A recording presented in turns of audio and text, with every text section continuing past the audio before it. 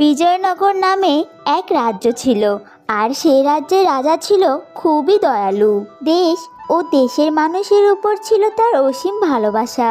প্রজাদের সুখ দুঃখ, আনন্দ বেদনা নিয়ে তিনি সারাক্ষণ ভাবতেন। ফলে সেই রাজ্যের মানুষেরা ছিল খুবই সুখী, কোনো কিছুর অভাব ছিল না তাদের।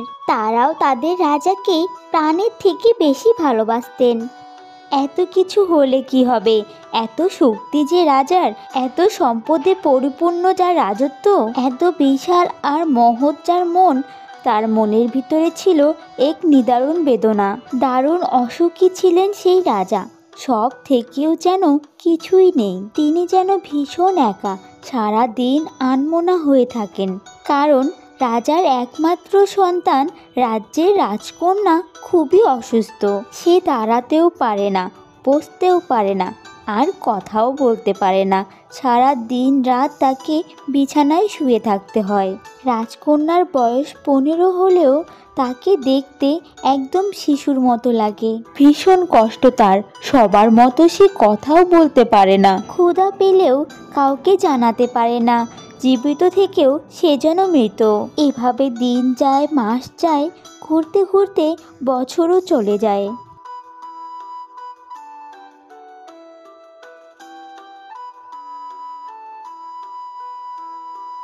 মন্ত্রী মশাই।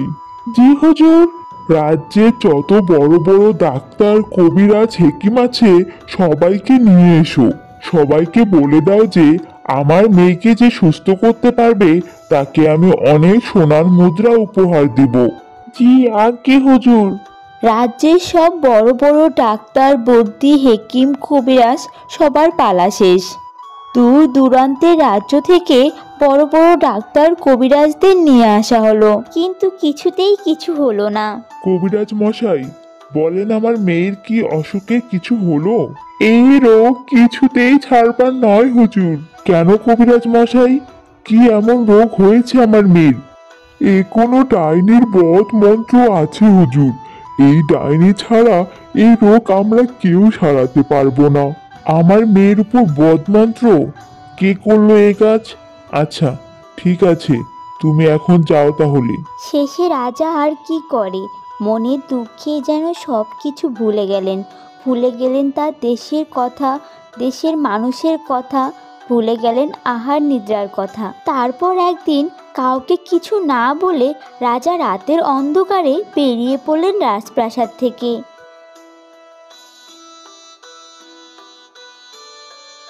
ঘুরতে ঘুরতে বছর খানেক পর রাজা এসে পড়লেন এক জঙ্গলে। সে কি ভয়ানক জঙ্গল! চারিদিকে বন্য জীব জন্তু দিয়ে ভরপুর। না, আর হাঁটতে পারছি না, অনেক খিদা লেগে গেছে। কোথায় পাবো খাবার? আশেপাশে মানুষ তো দূরের কথা, একটা বাড়িও দেখা যাচ্ছে না, শুধু জীবজন্তু ছাড়া। যাই, একটু সামনে দেখি কিছু খুঁজে পাই কিনা।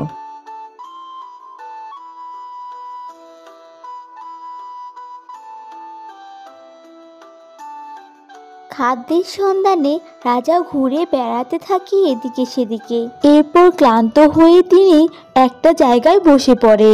ঠিক সেই সময় গাছের পাশ দিয়ে যাচ্ছিল এক মেয়ে। কি সুন্দর মিষ্টি দেখতে, ফুটফুটে গোলাকার মুখে বড় বড় দুখানা চোখ, আর সেই চোখে যেন রাজার কৌতূহল। রাজা তো ভীষণ অবাক। এ কি আজব ব্যাপার! এই ভয়ানক জঙ্গলে এত সুন্দর মেয়ে এলো কোথা থেকে? এই মেয়ে, কে তুমি? এদিকে এসো।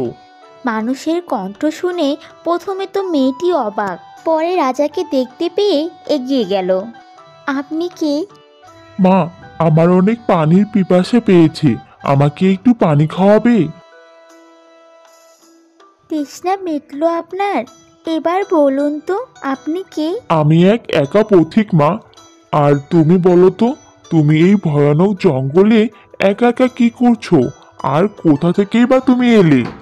এই জঙ্গলে ছোট্ট একটা কুঠির আছে আমাদের, সেখানে আমি আর আমার মা থাকি। বাবা মারা গিয়েছেন জন্মের আগে।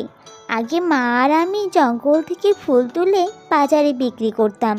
এখন মা অসুস্থ, তাই আমাকেই সব কিছু করতে হয়। সারাদিন ফুল বিক্রি করে পানি নিয়ে বাড়িতে ফিরছিলাম, আর তখনই আপনার সাথে দেখা হলো। মেয়েটির কথা শুনে রাজার ভীষণ কষ্ট হলো। এত ছোট্ট একটা মেয়ে, অথচ কত দুঃখ তার। মেয়েটির মাথায় হাত বুলিয়ে দিলেন রাজা। বেঁচে থাকো মা, অনেক দিন বেঁচে থাকো। অনেক কষ্টের জীবন তোমার। মেয়েটি কখনো তার বাবাকে দেখেনি। এই লোকটিকে দেখে তার বাবার কথা মনে পড়ে গেল। বাড়ির পাশে তার বয়সী মেয়েদেরকে সে দেখেছে। তার বাবারা তাকে কত আদর করে, আর ছোট থেকে সে কোনো বাবার আদর পায়নি। বাবা, চলুন আমাদের বাড়িতে, আমার মা আপনাকে দেখে খুব খুশি হবে।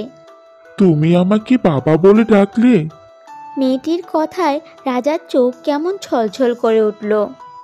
এরপর রাজা সেই মেয়েটির সাথে তার কুঠিরে গেল।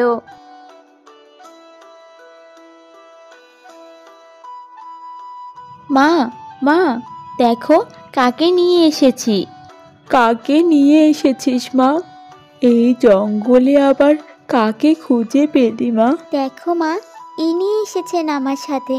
আপনি কে? আমি এক পথিক। এই জঙ্গলের পাশ দিয়ে যাচ্ছিলাম, তখন আমার খুব তৃষ্ণা পেয়েছিল, আর আপনার মেয়ে আমাকে পানি দিয়ে আমার তৃষ্ণা নিবারণ করেছে। আপনার মেয়েটা অনেক ভালো, লক্ষ্মী একটা মেয়ে। আমার ওই একটাই সম্বল।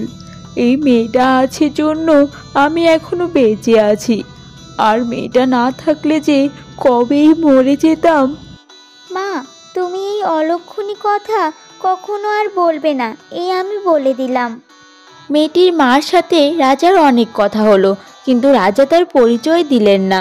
কথার প্রসঙ্গে তিনি জানলেন এই মেয়েটির জন্ম আর তার নিজের মেয়ের জন্ম একই দিনে।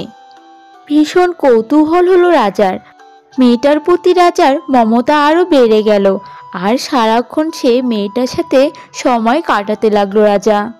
রাজা মেয়েটির জন্য বন থেকে ফুল কুড়িয়ে নিয়ে আসতো, আর মেয়েটি বসে বসে সেই ফুলের মালা বানাতো। মেয়েটাকে পেয়ে রাজা যেন তার সব দুঃখ ভুলে গেছে। আর সেই বনে ছিল এক শয়তান ডাইনি, আর ডাইনি সেই ব্যাপারটি টের পেয়ে যায়। এমন করে তো আর চলতে দেয়া যায় না। এইভাবে চলতে থাকলে তো একদিন সমস্ত সত্যি বাইরে বের হয়ে আসবে। তার আগেই ওই মেয়েকে আমাকে মেরে ফেলতে হবে। বাবার তো ফিরতে কখনো এত দেরি হয় না, আর এদিকে তো সন্ধ্যাও নেমে এলো। যাই, আমি গিয়ে একটু দেখি।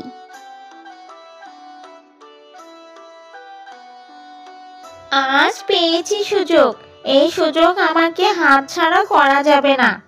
বাবা বাঁচাও আমাকে, বাবা বাঁচাও আমাকে।